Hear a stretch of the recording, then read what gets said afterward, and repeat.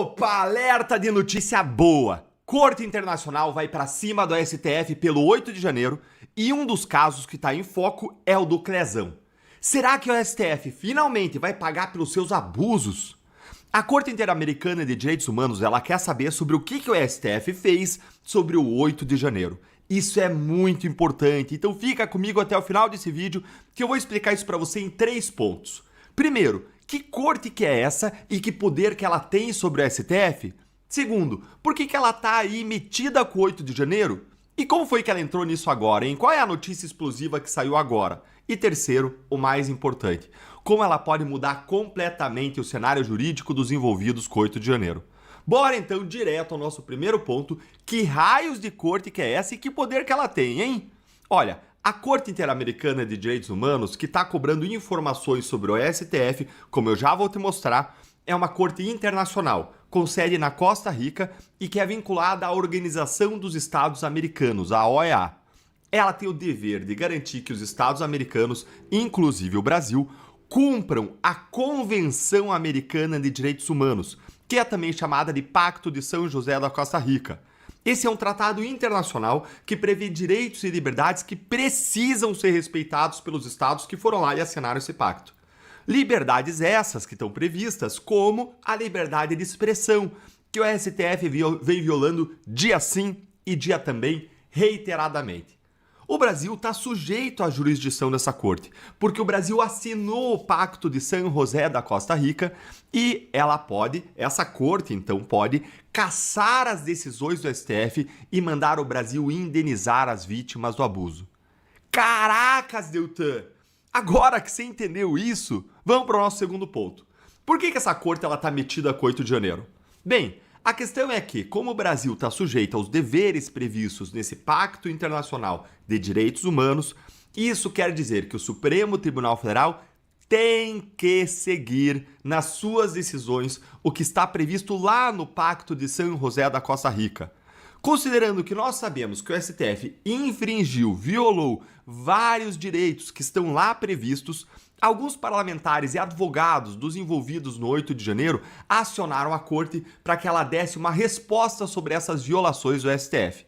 E isso aconteceu em agosto. Esse processo, gente, ele demora muito, porque a CIDH, a Corte Internacional de Direitos Humanos, ela recebe pedidos de quase todo o continente americano e era extremamente burocrática e complexa.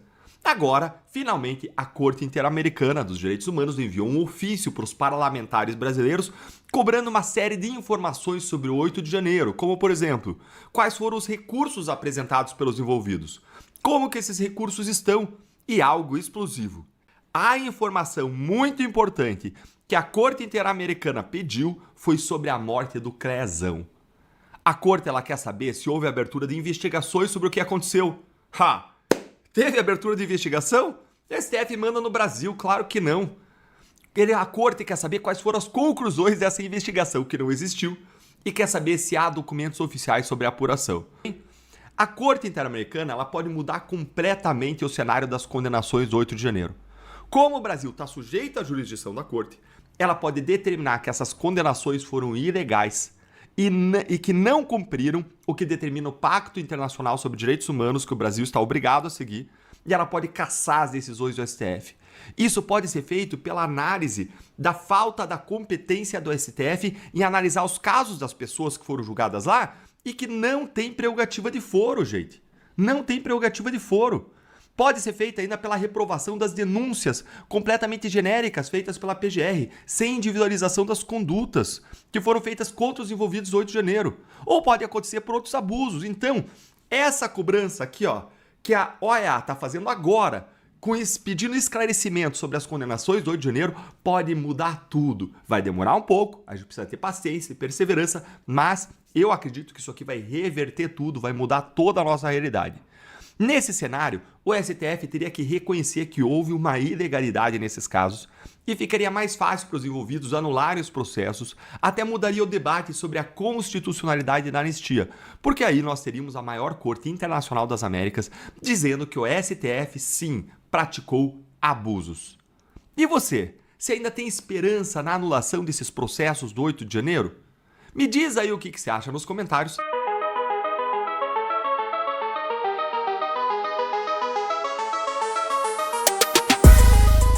A pressão internacional sobre o Brasil finalmente começou a aparecer, e não é pouca coisa. Primeiro veio a OEA, cobrando explicações do governo sobre as condenações do 8 de janeiro. Agora, até aliados de Donald Trump, incluindo um de seus advogados, entraram no debate detonando a prisão de Jair Bolsonaro e mandando um recado direto ao STF. E o que tudo isso revela? Algo simples, o mundo está começando a enxergar que tem alguma coisa muito errada acontecendo por aqui. A OEA quer saber por que brasileiros receberam penas de décadas como se fossem terroristas internacionais quando parte desses réus sequer participou de atos violentos. É a mesma dúvida que a direita vem levantando há meses e que era tratada como fake news pela imprensa tradicional. De repente, virou assunto sério lá fora. Já a equipe jurídica de Trump foi ainda mais direta. Classificou a prisão de Bolsonaro como um absurdo jurídico e alertou o STF para não ultrapassar os limites. E quando alguém do círculo de Trump decide se manifestar, é porque a situação já chamou a atenção no alto escalão da política americana. Você gosta e entende que é importante este tipo de conteúdo? Peço que se inscreva, deixe o seu comentário, diga se gostou ou não gostou, porque ao deixar o seu like, o algoritmo entende que o conteúdo é relevante para você. E desta forma, distribui para mais pessoas e assim você ajuda este canal e o nosso trabalho. Curta, compartilhe e inscreva-se para continuar acompanhando análises sobre os acontecimentos do mundo, e principalmente do nosso Brasil e no futuro da nossa democracia. Obrigado. O recado é claro. O que o establishment brasileiro chama de defesa da democracia pode estar soando para o resto do mundo como perseguição política explícita. Enquanto isso, no Brasil, o governo finge normalidade. A narrativa é sempre a mesma. Quem critica quer golpear a democracia. Só que a retórica começa a desmoronar quando organismos internacionais e figuras de peso nos Estados Unidos da América passam a observar o país com desconfiança. E o questionamento inevitável surge. Por que o Brasil precisa explicar ao mundo sentenças que, em qualquer país sério, seriam vistas como desproporcionais? Por que a prisão de um ex-presidente, líder de milhões, parece tão alinhada com o interesse político dos adversários? A esquerda tenta tratar tudo como interferência indevida. Mas o fato é que essa cobrança exterior expõe o que muitos brasileiros já perceberam. Exagero virou regra e discordância virou crime. Se o governo e o STF achavam que podiam controlar a narrativa sozinhos, agora descobriram que não. A democracia brasileira, ou o que restou dela, está sob os olhos do mundo. E, ao que tudo indica, os questionamentos estão só começando. A OEA pediu mais informações sobre denúncias de abusos contra os réus do dia 8 de janeiro. Essa é uma notícia importante, porque isso estava parado na OEA até agora, e agora tem uma chance de andar. Anteriormente, 63 deputados, 13 senadores tinham pedido que a OEA, pressionado a OEA para dar algum retorno sobre isso, e agora chega essa notificação pedindo que haja mais informações do Parlamento brasileiro sobre as prisões injustas, sobre as penas desproporcionais, sobre o excesso nessas penas e, sobretudo, sobre a morte do Clezão. Isso é muito importante. A morte do Clezão, até hoje, a gente não tem resposta nenhuma. Ninguém foi responsabilizado sobre nada. As investigações sobre o caso correram sob sigilo total e ninguém sabe qual é o resultado, para onde foram, de onde vieram, para onde irão. E agora terá uma pressão da OEA. Ou imaginamos que tenha, ou torcemos para que tenha uma pressão, porque a OEA está perguntando e pedindo essas informações ao Parlamento brasileiro que forneça mais relatos ou mais detalhes sobre quem matou o Clezão, quem foi responsabilizado até agora pela morte do Clezão e o que há de concreto a respeito dessas investigações. E sabe qual a resposta que o Parlamento brasileiro vai dar à OEA? Zero. Vai responder que não tem nenhuma informação, que ninguém foi responsabilizado, que tudo tramita sob sigilo, que tudo está nas mãos do ministro Moraes e que tudo está nas mãos do STF e nada chega sequer à família. O Alexandre de Moraes está esquivando, se escondendo para não ser notificado e tentando fazer qualquer desculpa imaginável para evitar ser citado para aparecer no Foro Federal da Flórida.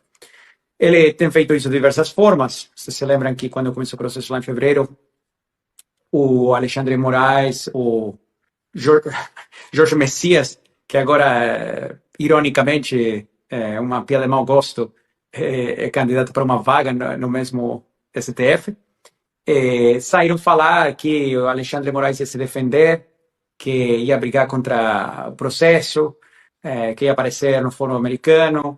A AGU gastou, sei lá, $4 milhões, uma coisa assim, para contratar um escritório para aparecer no processo na Flórida, defender a instituição do STF, defender o Alexandre de Moraes. E até o dia de hoje ninguém apareceu. Tá? Então o que a gente fez? A gente tentou citar ou notificar por todos os meios possíveis. A gente encaminhou carta rogatória em agosto para o Brasil. Isso foi encaminhado como é protocolar normalmente para o STJ. E uma coisa que deveria demorar um par de semanas, levar vários meses. O que aconteceu no STJ? Bom, primeira coisa, como todo ator transparente e democrático, ordenaram sigilo de justiça. Ok? O processo nos Estados Unidos é a Trump Media e a Rumble que está processando, para ser claros. E a Rumble e a Trump Media não pediram nenhum sigilo de justiça. O processo nos Estados Unidos é totalmente transparente e aberto, não tem segredo de justiça. Mas quando isso chegou na STJ, pediram segredo de justiça como se fosse uma questão de segurança nacional. Aí pediram comparecer da PGR, né, e da AGU, as quais compareceram que era coisa que não acontece jamais, né, uma anomalia total. Mas sim, o que pode esperar de uma pessoa como Moraes, além de jogar sujo? Então, eles compareceram que não deveria notificar a STJ não deveria notificar Alexandre de Moraes em violação do tratado internacional, mais um tratado internacional que o Brasil está assinado, que é a Convenção da Haia. E a STJ achou melhor não tomar uma decisão, enterrou o processo, baixo o sigilo de justiça, e aí que está, faz meses, né, parado.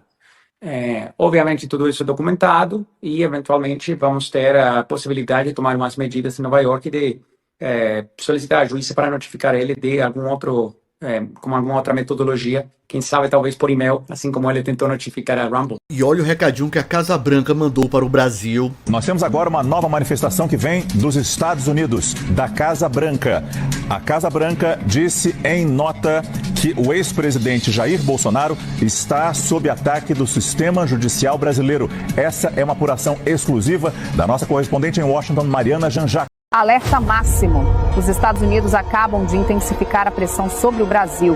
E agora o foco recai sobre figuras influentes do judiciário e da alta cúpula política. Fontes internas do Departamento de Estado confirmaram que a revisão de vistos de autoridades brasileiras foi ampliada. Isso mesmo, novos nomes podem entrar na lista de restrições que já vem provocando um abalo diplomático sério entre Washington e Brasília. O clima é de absoluta tensão. Após semanas de sanções e cancelamentos de vistos, o governo americano decidiu ir ainda mais fundo. E segundo informações de bastidores, o alvo não é gente comum da política, são personagens do topo da estrutura de poder. Pessoas com toga e influência, acostumadas a se ver como inalcançáveis. A primeira coisa que ocorreu após a prisão do Bolsonaro foi uma resposta dura e inequívoca, oficial do governo americano, através de uma postagem pela Embaixada dos Estados Unidos no Brasil, originada simplesmente do número 2 da diplomacia americana no mundo, o Christopher Landau, que publicou o seguinte: o ministro Moraes, um violador de direitos humanos já sancionado, trouxe descrédito e vergonha internacionais ao Supremo Tribunal Federal do Brasil ao desrespeitar normas tradicionais de autocontenção judicial e politizar de forma escancarada o processo judicial. Os Estados Unidos estão preocupados, a frase está aí, os Estados Unidos estão gravemente preocupados, não é preocupados, gravemente preocupados com o seu mais recente ataque ao Estado de Direito e à estabilidade política no Brasil.